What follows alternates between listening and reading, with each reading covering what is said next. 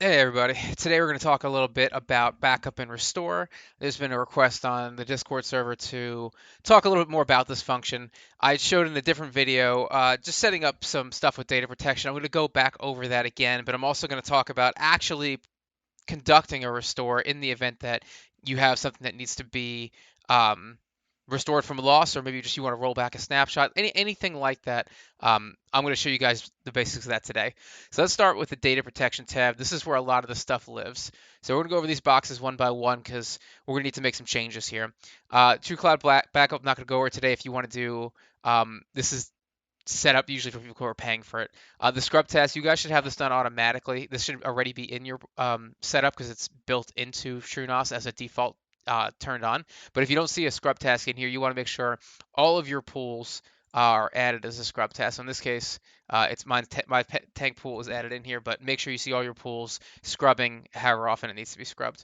Cloud Sync, this is a great way to get your stuff off your server. If you haven't done a Cloud Sync task before, again, this is a backup and restore video, so there's a huge difference between backup and snapshots, which I'm going to get to, but this is an actual backup. And part of a 3-2-1 backup scheme, you would have not just backups on the same server, but also backups in a secondary location. That's the two. Well, technically, that's the one. Three means three different copies of your data. Two means across two separate mediums, and the one means at one spot that's in a different location. So the cool part about Cloud Sync Task is if you go to add this and you have a credential in here for like a Gmail OAuth or something like that, it'll show up and you can just blow through the menu like that. I'm not going to show Cloud Sync today. What I am going to show today is periodic snapshot and rsync versus replication task, which are basically the same thing. Your smart test again, this should be, oh, this is the one that's on by default. The periodic smart test is on by default for all disks. So I actually had to add my scrub task in here.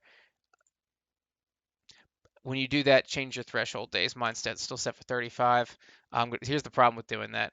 When it's set at default for it's set for being 35, it's set to run every Sunday at midnight or 1 or 12 in the morning, whichever you prefer to call that.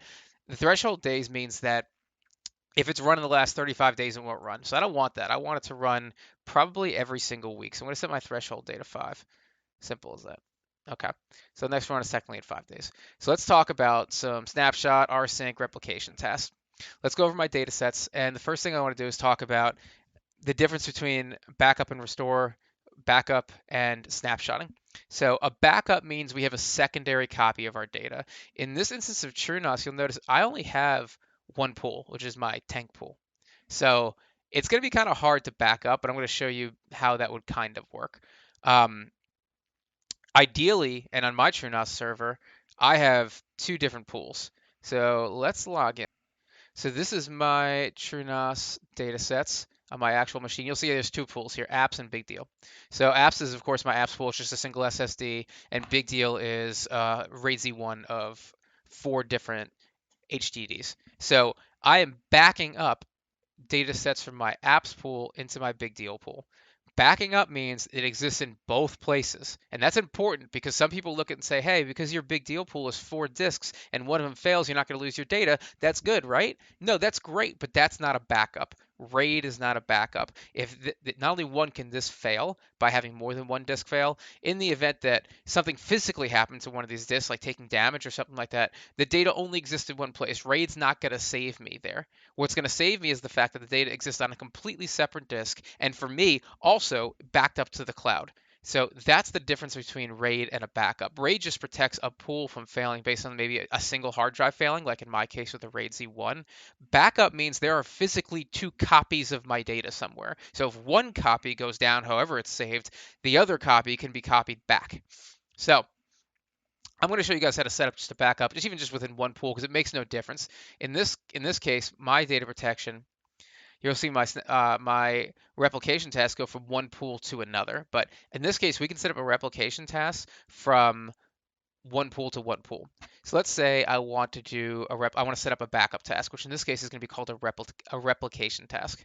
So let's say I want to back up my configs directory. Okay. So I'm going to make a new data set here, but in your case, you'd make a new data set on a different pool. So I'm going to make a new data set here, and I'm going to call this configs under backup, just like that. And I'm going to actually spell configs right. Okay, I'm going to save that. just like that. So I've got configs and I've got configs backup. Pretend configs backup is not a separate pool called dozer. Now I'm going to set up a replication task between configs and config backup. This way there's going to be 2 physical copies of my data. So that's going to my data protection. That's actually, can we do it from here? Let's manage a replication task. It's going to do the same thing. Yeah, so we're in our data protection tab, replication task, it's all the same thing. Cool. So we're not going to load a previous one. Our source location is on this system. Our destination location is on this system. So we are going to go from tank configs to mount tank config backup, just like that. We are going to want to use recursive because there's a bunch of different folders underneath here. We're not going to replicate anything custom. Okay, let's go to next. Okay, we're going to run on a schedule, and that schedule is going to be like that. Our destination snapshot is going to be same as source. We're not going to touch anything. We're going to hit save. Cool. That's my task. Let's go in here and edit this real fast because we're going to want to make a quick tweak. You'll notice here that I have a lot more options. This is what the advanced menu would look like, but I think it's easier just to create it like this and then come back and do the advanced later. So the one thing that I want to change is this, the destination dataset read-only policy. I want to set this to ignore. What does this setting do? This setting means that when it copies the data to the backup location, which in my case is configs backup, it's going to change the permissions of the data set. I do not want that. Chances are my permissions were a hard-fought battle to get right. The last thing I want to happen is the permissions to be modified. So I want to just set ignore this way that I don't have any problems like that. Okay, I don't think I need to touch anything else in here like that. We're going to hit save. Cool. Let's run this task. And now it has started. And now it's finished. So let's come back up here to my data sets. And we're going to see our configs and our configs backup are both 29. Well, this is just a little bit different. Don't worry about the difference in sizes. If you see that, we're like, hey, I've got original data and I've got backup data, and they're 2 different sizes depending on where they are. Don't sweat that. That's TrueNAS just doing its job. Don't get too hung up on the details. So I've now got configs backup set to configs. So now you see here, these are 2 exactly the same thing. I'm going to come in the shell and I'll show you guys. For example, let's look at cd mount tank configs. Okay. Mount tank configs under backup. That. You'll notice the permissions are exactly the same. Like for example, paper says apps. What is this? Nginx has got this weird little X here for the user. You'll see all these stayed exactly the same, which is exactly what I want. Because again, if I did this like this, I don't want this to change anything. I want an exact copy with an exact permissions copy of my data set. So that was it. That's how it's done. And of course, this is super quick because there's only 26 megabytes. You guys probably have terabytes you want to move, so it's going to take longer, but it's okay. Those tasks run in the background. So that's my periodic. So, and also notice I set up a periodic snapshot task. I'm going to talk about snapshots in a minute. So that replication task is good. So here's my question then. In the event that, say for example, I lost my tank pool, and I'm like, hey, I've got a configs backup, and I want to move it back. We're going to do the same thing that we just did, except in reverse. So we'd set up, go to data protection, we'd set up a replication task, right? And I don't want to load that task. I'm going to do another one. I'm going to say this system on this system, and I'm going to say, hey, I want to find the backups, and I want to move them back to my new source. Now, in this case, it's kind of a bad example because the idea is if I'm actually experiencing data loss, there's probably not going to be anything in my destination. I'm probably going to have to create a new folder or do something like that and move it back. But the long story short is in order to do an actual restore of a backup, I'm going to create the same task backwards. And again, remember, after I save this, I want to go back into the advanced and edit it. And I want to switch out this destination data set policy. I want to set that to ignore. So that's how I move all my data automatically every single midnight to one place. But automatically now, I have the ability to do that. I'd recommend, again, here's another fast way to do it. See this little restore button right here?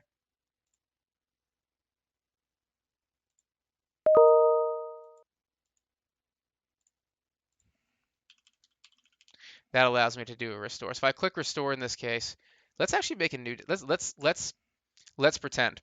So let's come over here to data sets, and I'm going to add a data set to tank, and I'm going to say this data set is going to be called configs restore. Okay, like that. So let's go back to my data protection. And let's say I've done this replication task, and now I want to restore this. So I'm going to come over here. I'm going to say this is going to be called restore. And now my destination, again, I'm going to have to pick a destination like that. I'm going to restore. There we go. So now it's pending.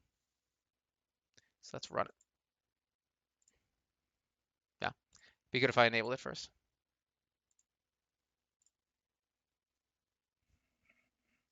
There we go. I forgot TrueNAS even had that feature, which is really great because instead of me having to create a whole new replication task, I can just click this button and hopefully that works. So let's take a look at. I'd come in here before I'd run that and do an ignore, and then do a save, and let's run that again. Let's talk about snapshots. You guys will see here that a snapshot task was automatically created for the configs directory. I'm going to clear out this old stuff just so that we're working from a clean slate because I do want to talk about snapshots and I want to show you guys how to create them because snapshots are a little bit different than backup and restore, but they work in a really interesting way. So the one thing that's a really cool thing that ZFS can do is that it can create snapshots. A snapshot is like a differential look at your data set. So in my case, well, the other thing I want to do here is I want to also, I'm not going to delete this stuff later. Let's look at my configs directory. Now, this is something I do in my actual TrueNAS. So for my configs directory, right, I have a host data set path for every single app that I have. Now, sometimes if I'm messing with an app, I might accidentally break it. And it's like, man, I broke it and now I have to redeploy it. But if I redeploy it and the information in here, like say, for example, I broke the database or I just broke something within the data set, it doesn't matter how many times I reinstall the app, it's going to keep looking at the old data set and pulling that data in, which is broken in my case. So I'm like, man, that's not good because the point of host path is the fact that I can just redeploy my containers in the event I lose my containers and the data is still there. But what if the data itself becomes corrupted? This is where snapshots come in handy.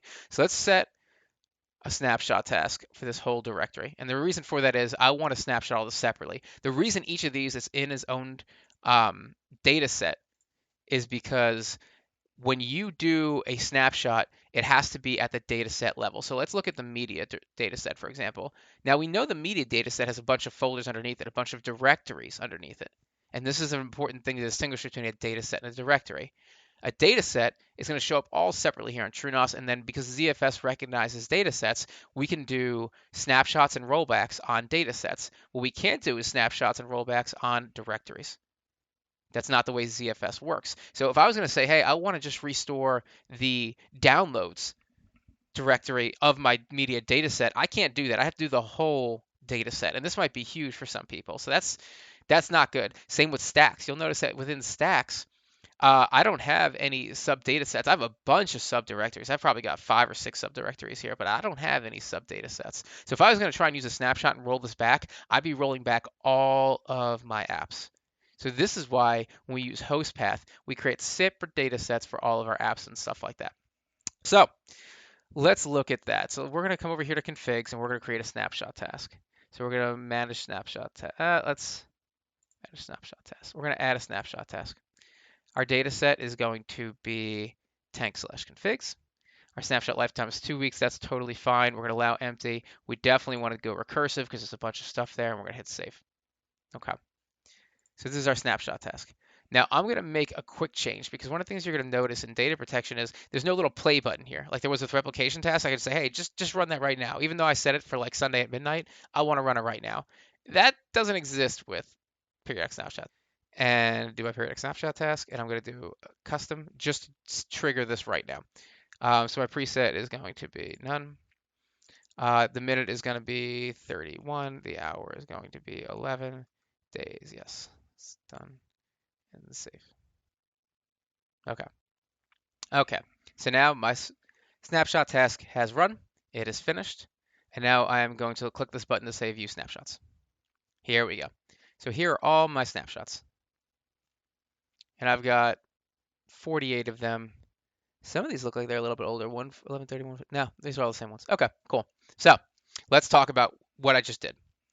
A snapshot is going to take basically a quick picture of the data sets that I have. So it basically took a picture of, let's take a look at my Nginx one, because that's one that people probably have. I have a search subdirectory here. So In the event that Nginx changes, let's say now that I've taken my snapshot, afterwards I go and I create another proxy host. When the snapshot test goes to run again tomorrow at 11:31 in the morning, it's going to look at what it has and it's going to look at what is in the Nginx data set. If there's a difference in that data set, we're going to get a fresh snapshot. If there's no difference, I'm pretty sure it still takes a snapshot, but it's going to be like 0 bytes basically because there's not going to be any changes. But what it's not going to do is take a whole brand new copy of the entire data set. The reason for that is these data sets can be pretty big. Now mine are tiny because they're just examples, but yours might be very, very big. So what you don't want to do is have snapshots sucking up all your hard drive space when you want to save that for other files. Snapshots are tiny. You can have thousands of them and it takes up almost no space because it's only snapshotting the very small difference. Now, the first snapshot is going to be pretty big because it's going to be keeping track of all the data in your data set. But all the subsequent the snapshots after that are going to be very small. So snapshots are an extremely powerful tool that a lot of people use in addition to replication tasks, which are full backups. A replication task is good because you're getting a full copy of your data somewhere else. A snapshot is good because it's keeping track of all the changes that are going on. Now, replication tasks are built on snapshots, which is really great. So when your TrueNAS instance, for example, goes to do a replication task, it's going to look at the snapshot and then replicate the snapshot. So for example, just like I said, in the event that Nginx changes and I only add one proxy host, that's only going to adjust my snapshot by a very small amount, which then my replication task, which is based on my snapshot, is only going to replicate a very small amount. Replication tasks are based on rsync, which I'm going to make a different video for later. But rsync is really powerful because one of the things it does is differential copies. A differential copy means that, just like what I explained, if there's only a small difference between the original data and the new data, it's only going to copy that very small difference. It's not going to take a whole fresh copy of your entire data set if there's only been a tiny little change. It's only going to copy the tiny little change, and it does that powered by snapshots. So let's say I messed up my Nginx and my data set is now corrupt. So it doesn't matter if I reinstall the app, the data that I'm pointing it to is no good. How do I go back here and fix the data without doing a full rsync? Because I don't necessarily need to do an rsync. So I'm going to come back into my data protection. I'm going to look at my snapshots. Let's find the ones for Nginx. Here we go. Oh, I got a few of these here. Oh, these are the ones. So the reason you're seeing this is because I did my old rsync task. My old rsync task was also for the configs restored kitfigs backup, but I'm not looking at those. So again, if you have snapshots, this is actually a good example. You're probably gonna have a lot of snapshots. Sorting through them is challenging. So there's another way to do that besides just to sort there. For example, if I come over here and I go to configs, I go to Nginx and I click that, I can then manage my snapshots just for this directory. So let's click manage snapshots here. There we go. So this is all the snapshots I have for the Nginx data set. So let's come down here, and you're going to see where it says clone a new data set, roll back, or delete. So this is great. So let's take a look at what this is telling us. We've never actually used this before, which means it's never been used for an rsync task. This is when it was created. This is how much space it's taking up. And this is the retention. It's been destroyed at such and such time because I only gave it a retention of 2 weeks. So 2 weeks from today, this is going to be destroyed. If I click this little hold button, it won't be destroyed. But I don't want that. I want to let it be destroyed. I don't want to keep snapshots forever. 2 weeks is plenty. If I think I need more than 2 weeks of rollback, I could always set that to a bigger number, but 2 weeks is more than I'm going to need. So I can clone this to a new data set, and it'll ask me, hey, where do you want it? I'm not going to do that. I don't necessarily need a new data set, but that's a really cool feature though. If I was going to say, hey, you know what? Actually, I want to experiment with my Nginx. I'm going to clone this to a new data set. That one right there. And now I'm going to point my new Nginx or a second instance of Nginx at this new data set and mess with whatever I'm going to mess with. This way, God forbid, whatever I'm going to mess with is actually to break it, I'll know it. It creates a really cool way to do test environment. So let's come back over here to my Nginx. Let's manage my snapshots. Let's come over here and let's just practice rollback. So if I have this data set here and I say, hey, I broke it, whatever reason it's not going to work, I'm going to want to click the rollback button. So here we go. So now it's going to ask you, how would you like to roll back? If you don't know what a rollback is, a rollback means we're going to take an old snapshot and we're going to treat it like it's the actual data set. So we're going to want to overwrite the current data set with whatever information is in the snapshot from previous. Basically, it means we're going to delete anything newer than whatever that snapshot has. So let's say, for example, like I said, I took a snapshot yesterday, and then today I broke the data set. If I want to roll back from a snapshot, I'm going to roll back from yesterday's snapshot. I'd find yesterday's here based on the date, and I'd say roll back from that one, which means everything that happened after yesterday is going to be erased. Just know that if you've made more than one change in the last 24 hours or in the last time since whatever data set you're doing, you're going to be essentially eliminating all the changes forward of that snapshot.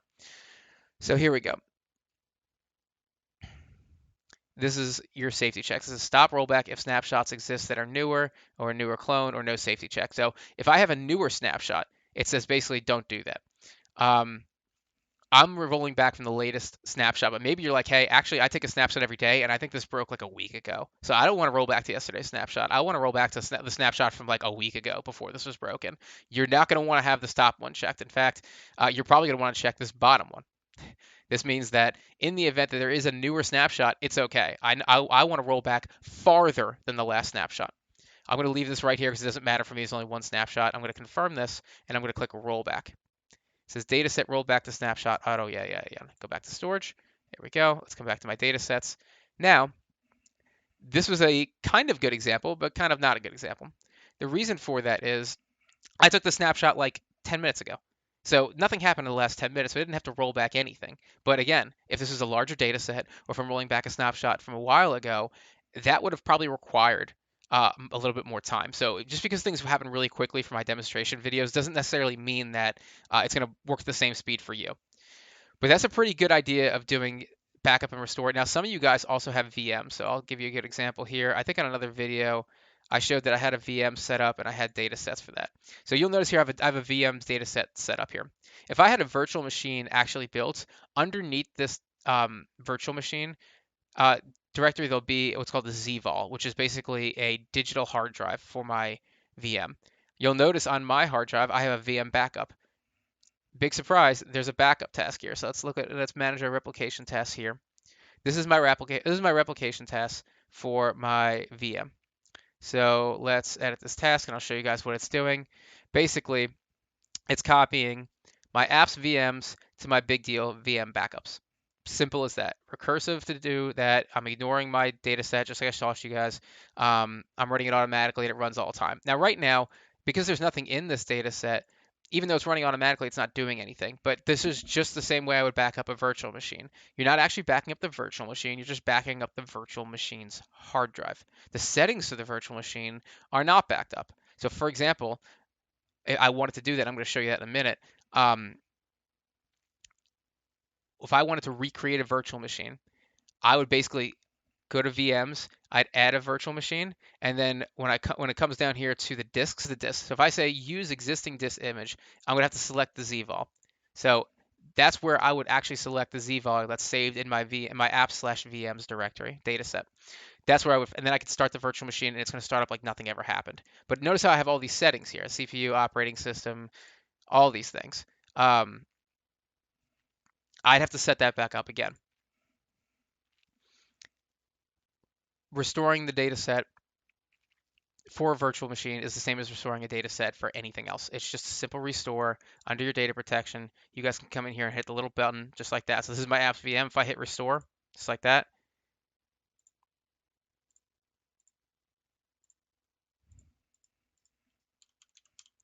I hit restore, it would do it.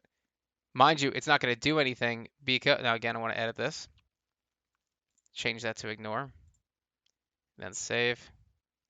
Now I can enable and restore. There's nothing to restore. So there you go. Went pretty quick. So I can just delete that real fast. But that's basically how the restoration would work. In the event that I want to restore things like settings on my TrueNAS system, the most important thing you can do, let's come back out here to my test TrueNAS. The most important thing you can do is save the configuration. So when I go to System and then General Settings, you'll see this thing here called Manage Configuration. This is a huge deal. If I want to download this file, I do want to export the secret save it, and I do want to save it. Cool. I'm just going to save the file. I usually just save file and save it to my hard drive. So that's going to give me a very small file that's pretty much nothing more than the settings of my TrueNAS. So what's in that file? That file is your entire TrueNAS operating system's configuration. So what does that mean? The configuration is your dashboard setup if you have a custom dashboard. It's all of your pools and all of their arrangements. It's all the data sets within your pools, which are just going to be read from your pools. It's all your shares configuration. It's all of your data set, like your snapshots, your replication tests, your smart tests. It's any network settings you have. It's all your user credentials and groups and all these things. It's any virtual machines and virtual machines settings you have. It's all of your apps configuration, all in one little file. And it's not that big. Now, the reason that's so powerful, let's say, for example, my TrueNAS hard drive dies. So on my actual TrueNAS, this one right here, I'm booting from like an SSD that's, God, I don't even know how old. I don't even know how many thousands of hours are on that thing, but it can die at any moment. So you might be thinking, hey, how are you so calm if your TrueNAS machine is running off a SSD you rescued from the garbage that can die at any moment? The reason is I have my configuration saved somewhere. So if that hard drive dies, what I'm going to do is I'm going to reinstall TrueNAS to a brand new SSD that I go and pick up, or maybe another one I have laying around. And then I'm going to go to this settings page, the system page in general settings, and I'm going to go to manage configuration, and I'm going to click upload file. Then I'm going to click choose file. I'm then going to find my TrueNAS file, my configuration file, and then I'm going to hit upload. And then what it's going to do is it's going to overwrite any settings I have for my system. So use this cautiously, because if you were going to do this to somebody else's TrueNAS, for example, you're going to be wiping out their stuff. So let's say, for example, that happened to me. My TrueNAS completely took a dump and my SSD died.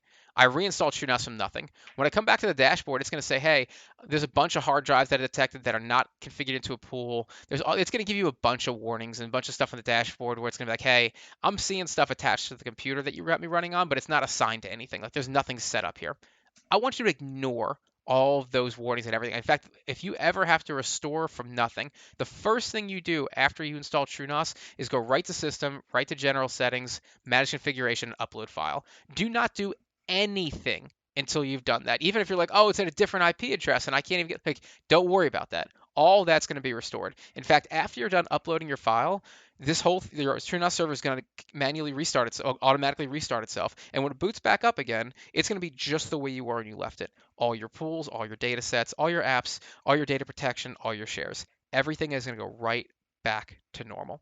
So this is why your managed configuration file is so important. This config file is literally the keys to your whole TrueNAS. So in the event that you're worried about TrueNAS having to be restored, or you have to move your TrueNAS over, you're worried about anything like that, don't be.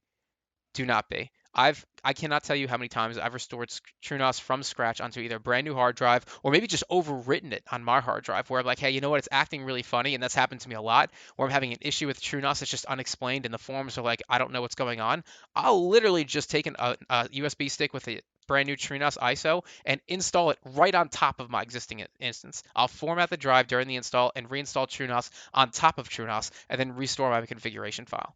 That's it. I can do the whole thing in less than 5 minutes now. That's about how much downtime it takes. So I do not want you to be worried about that or having to do it yourself. This works flawlessly. Just make sure you have an up-to-date configuration file for the version of TrueNAS that you're on. And it's about that hard. So there we go. If you guys have any questions about that, post anything in the comments below. If you have very serious, very technical questions, go to the Discord server. And if you guys like this kind of content, please like and subscribe to the channel so I can keep making it. Thank you.